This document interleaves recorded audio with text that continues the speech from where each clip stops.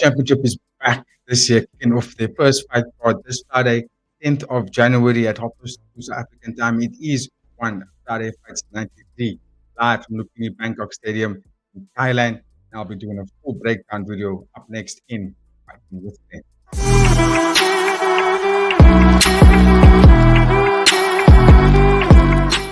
Yo, welcome back to Fighting with Friends. It's your boy, brother Kaya, coming at you 2025, fresh with a new brand new year. As you can see, we're no longer called the CPS Reports. It is Fighting with Friends. I'm kicking us off nice and smoothly on myself, on my lonesome on this one, but I will have the full panel with me later in the week when we are doing our recaps of the amazing events that's taking place this weekend. I will be starting off with one of the three big ones, and that is One Friday Fights 93. It is the first fight card for One Championship kicking off this Friday, 10th of January, live from Lumpini Bangkok Stadium in Thailand at 2 South African time. And yeah, like I said, let me kick it off for us nice and smoothly. The main card is being headlined by two young up-and-coming athletes that are fantastic, have a very good One Championship career as it stands. We have Kongchai taking on Ramadan Ondash, which is I think going to be a fireworks for a headlining fight on this fight card. But let me break the fights down from top to bottom, starting with the headliner, as I say, and I'm going to start with Kongchai, who's been on a tear in 2024. The young man's only 22 years old. His record in One Championship currently stands at 7 wins, 3 losses, and 0 no contests. He's got 1 win by KO, and he beat Chok Cha by unanimous decision in his last fight. He's went toe-to-toe, beating Xavier Gonzalez twice by unanimous decision, and he only lost to Kompet and Akram Hamidi, who are also really, really good Muay Thai practitioners. One thing about Kongchai is that he's extremely durable. He's got very good boxing, very good left hand, strong body kick, loves to fight in the pocket, tends to really close down the distance extremely quickly, get the clinch work going, uses elbows, but that's not necessarily his best work, especially when he fights outside of the pocket. When he fights a little outside, you can see him utilize that very, very powerful body kick, which usually ends most of his fights or where it gets his wins, because other guys struggle to sort of nullify that game plan of Kongchai because he's so durable and he's got a lot of pace and he's young and he's got a tendency to move really well. He's going up against Ramadan Ondash, who I think is slightly quicker, not as durable, not as tall as Kongchai, but he is also taking One Championship by storm. Let me just zoom this in for you guys so you can see that over there. But he's also taking the One Championship by storm right now. Like I said, 18 years old. His record in One Championship is 2 wins, 0 losses, and 0 no contests. He beat Pit Chai by unanimous decision in his last fight. Young Dam by KO, and that was the 2 fights that he had. He had a very fantastic left body shot that kind of dropped Young Dam in his first fight, which was his debut fight. And the cool thing about Ramadan Ondash is that he's got a lot of pace, very, very good Western style boxing, which is obviously a nightmare for a lot of the Thai fighters. Quick hands, good footwork, also fights out to the southpaw, so it's going to be one of those fights where the power shots, whoever's going to use their footwork to get to that outside section is probably going to land most of their power shots first. It's just a matter of who gets to that position first is going to be the one that's going to lead the dance in this fight. It's a very, very intriguing matchup. I think the One Championship did a fantastic job in putting these fights together, particularly this main event, because both guys are, like I say, are up and coming. I think Kongchai has been a little bit longer in the One Championship than Ramadan, but I do think both these gentlemen are just one win away of putting themselves into a more recognizable conversation, maybe with more, household names they can compete against, and maybe even get that $100,000 contract, because I do think Kongchai is probably one win away of that. Whereas Ramadan Ondash is probably going to have to fight a few more Friday Fights events before we can put his name in the hat to say, listen, give me that $100,000 contract so I can take on the ranked opponents in this division. This isn't strawweight, this is Muay Thai. And my final verdict on this one is I'm going to have to go to Kongchai just because he had a fantastic 2024. I think he only lost once in the 2024. Obviously, other losses came prior to that. Whereas Ramadan Ondash has only got 2 fights in the One Championship. Obviously, he's got a good gym. He's fighting with some good guys on his side. But I don't know if the experience is going to match up to Kongchai's experience. But I think Kongchai has been in there with beasts. He's fought different styles. And I think that's going to help him navigate the fight.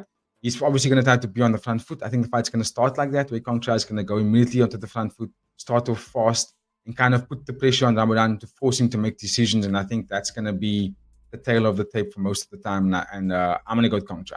Let me know in the comments what you guys think. I would love to hear your thoughts about who you think is going to get the dub in this main event between Kongchai taking on Ramadan Ondash.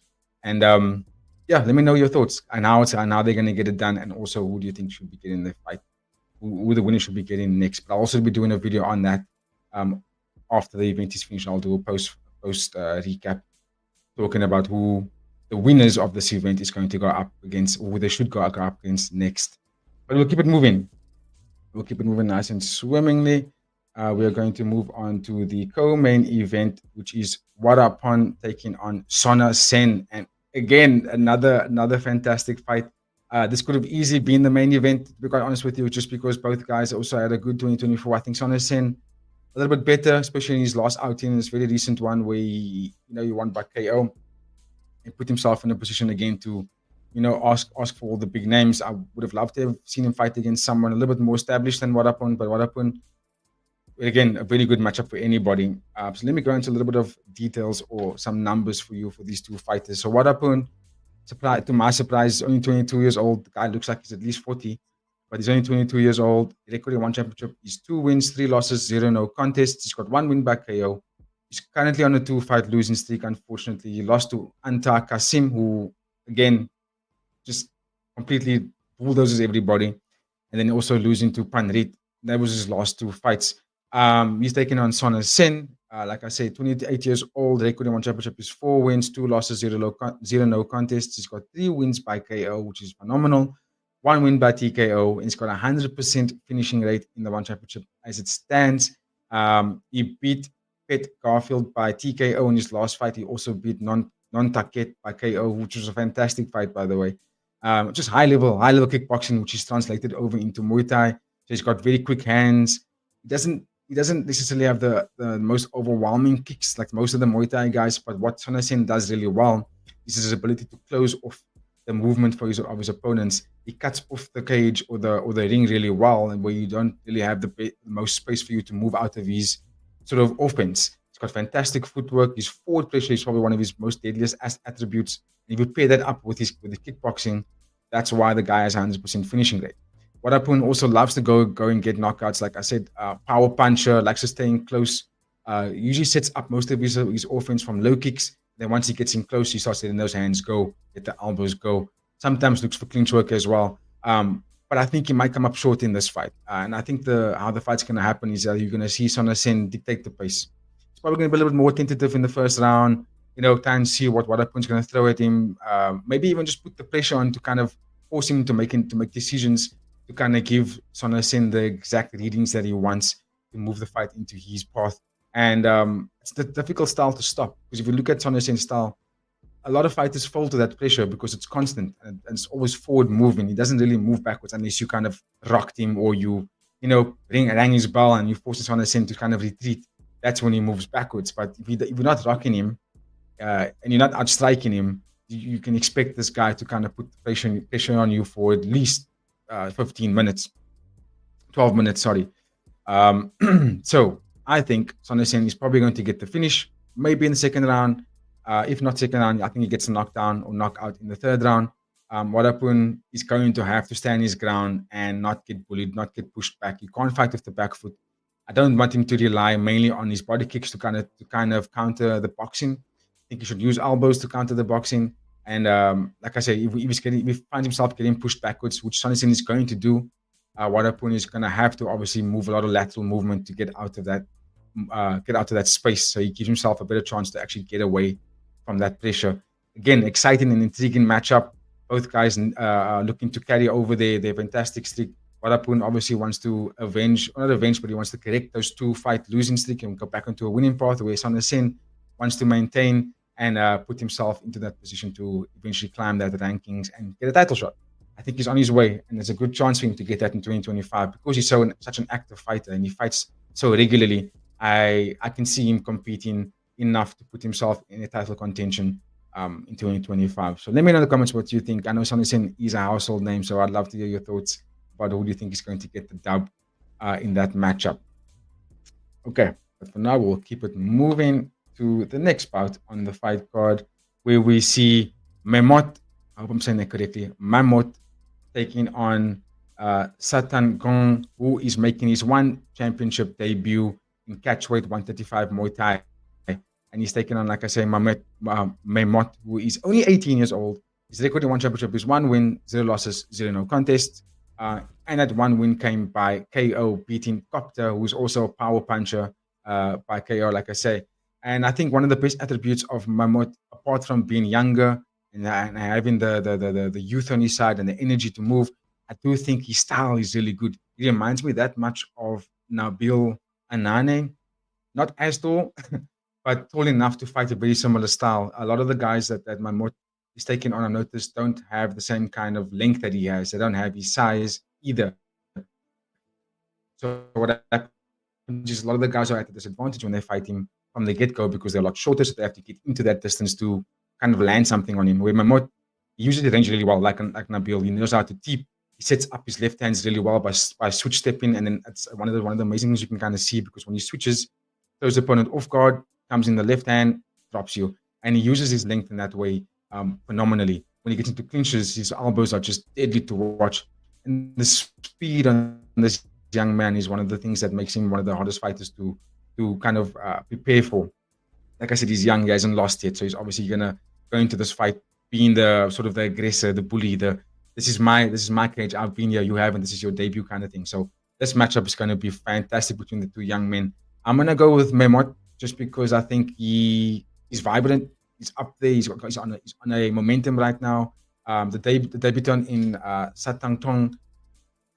mm, I need to see a bit more to kind of give a full blown perspective on how I think the fight will be for him. But Memot will do what Memot does, and that's just speed, precision, length, fighting with that distance, not allowing opponent to get in, using his tips really well, and eventually setting up his finish by overwhelming strikes. So I'm gonna go Memot to get the dub there, and continue to catapult his career forward. I think he's got a bright future. Only 18 years old.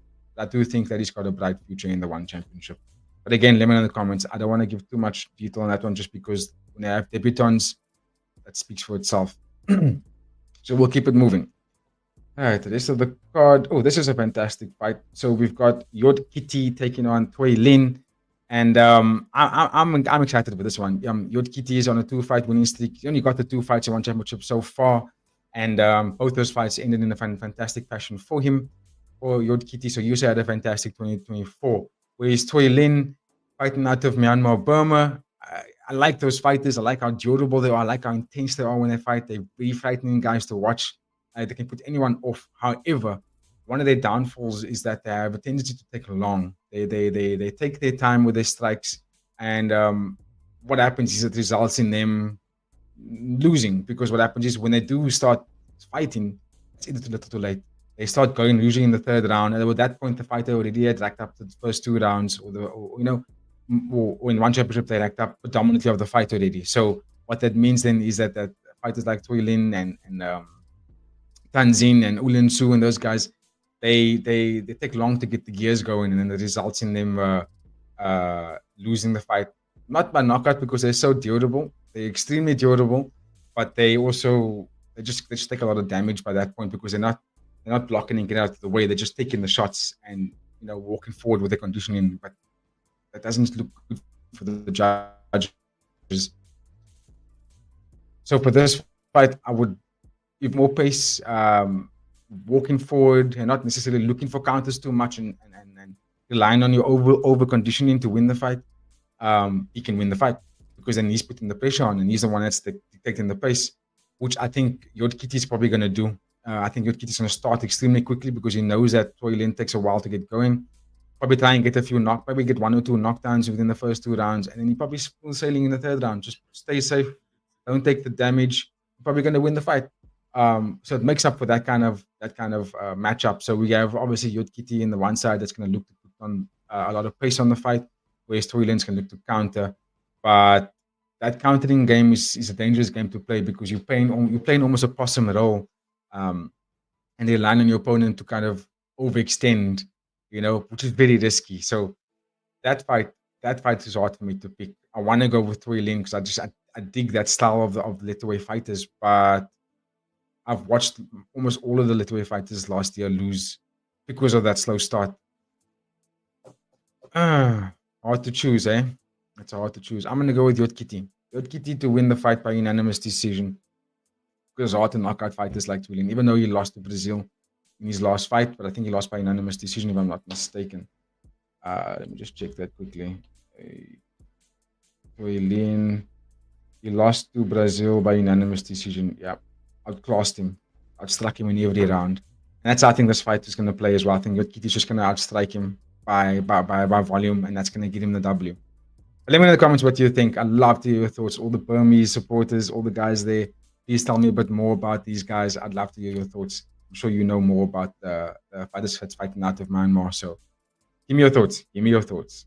For now, I'll keep it moving. So the rest of the card, Charlie Singer, I haven't really seen him fight. He's taking on Rocky, who's also making the one championship debut. That's probably going to be a fast-paced fight as well. Pet Nin Mongkon, very noticeable name, taking on Riftin from Malaysia. There's Atom Muay Thai, so that's obviously a fight where these guys can climb the ranks. So I'm going to keep my eye on that one very closely. I'm not sure who's going to win. Obviously, I want to go for Pitnin Mankun just because he's more recognizable. I've seen him fight before. He's got the experience on his hands. But this is obviously a high-profile fight because it's not catchweight. So these guys can obviously climb the ranks here, which is amazing. So keep an eye on that one. But then we have the headliner of the undercard. The headliner of the undercard, we see Pet Lampun taking on Abdallah Ondash in a catchweight Muay Thai, 126 pounds. And this is also going to be a fantastic fight. Good headliner for the undercard. Because it was just like two fight cards ago where Pet Lampun was the main event. So you know that this is going to be a fight where it's going to be a high-level chess match because Pet Lampun, some numbers here, 28 years old, record in one championship is 6 wins, 1 loss, 0 no contest. He's got 2 wins by KO, 1 win by TKO, 50% finishing rate, and he beat Nua Pet in his last fight. He only lost to Sing Dom Tong by split decision. Other than that, he's beaten everybody else, and he's done extremely well in doing so. Excuse me. Abdallah Ondash, I'm not sure if he's related to Ramadan, but they share the same surname. Abdallah Ondash is 23 years old. His record in one championship is 4 wins, 1 loss, 0 no contests. Got 2 wins by KO, 1 win by TKO with a 50% finish rate as well. He lost to Chok Pri Cha by unanimous decision in his last fight.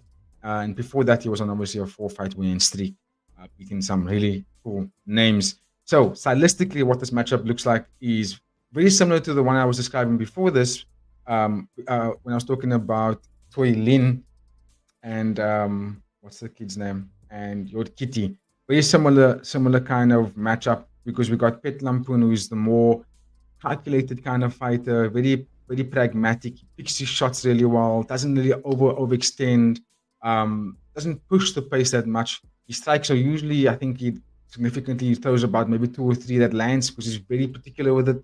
He doesn't just let his hands go. And when he does that, it's kind of, he knows his opponent is kind of done, and then he lets his hands go. But very patient, likes the clinch work, loves the elbows in the clinch. He likes to throw shots to the body. That is his main target, is to target the body or take away your legs. And then after that, he obviously looks for the head hunting. But he does it in a very methodical way, which could result in a bad result for him, just because Abdallah is not that kind of fighter where he allows people to, excuse me, just got to burp it. What do you mean?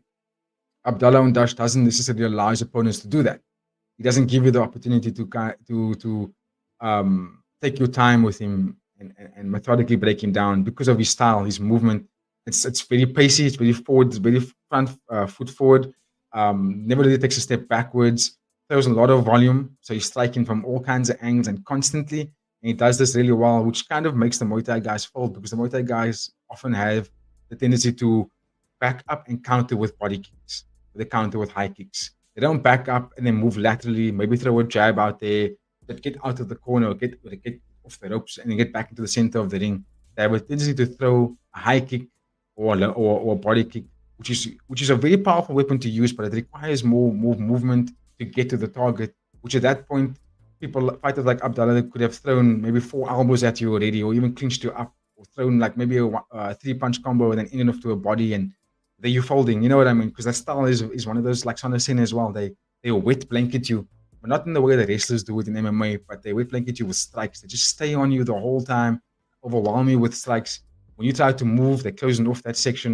And that's the kind of style that Abdallah brings in this fight. And it's the exact kind of style that can beat Petlampun.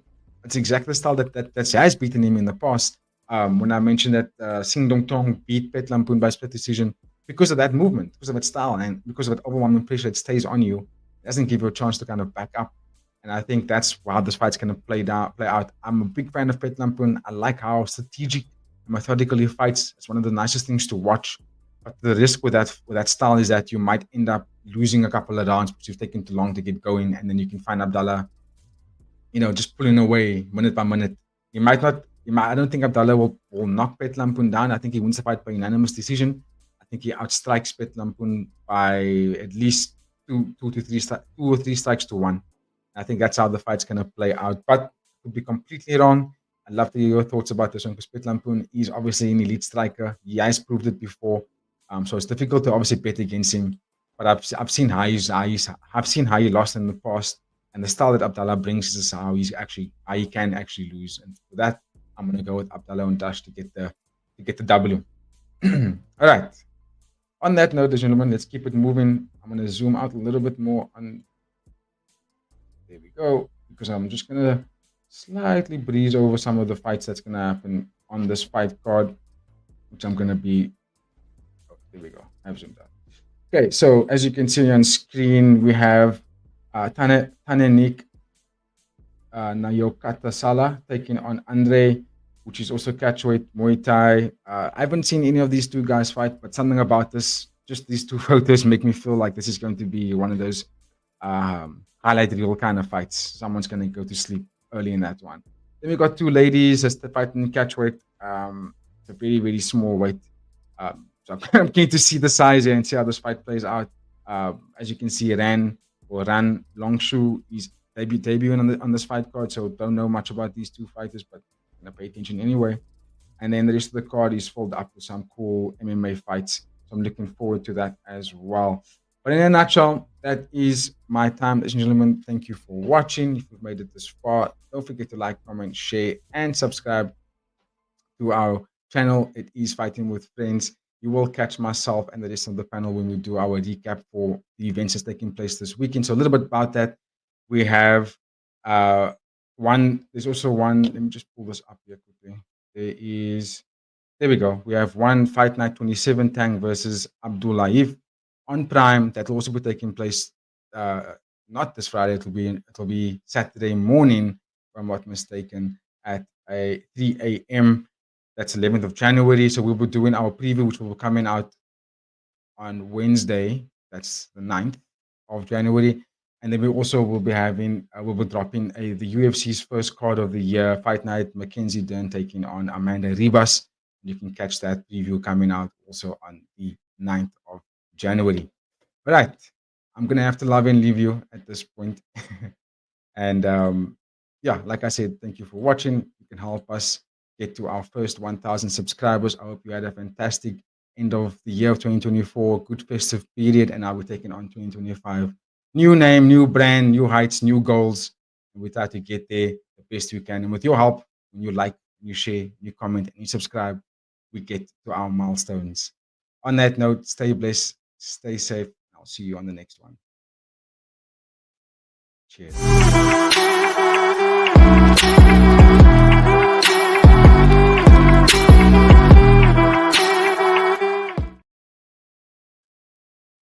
Nice.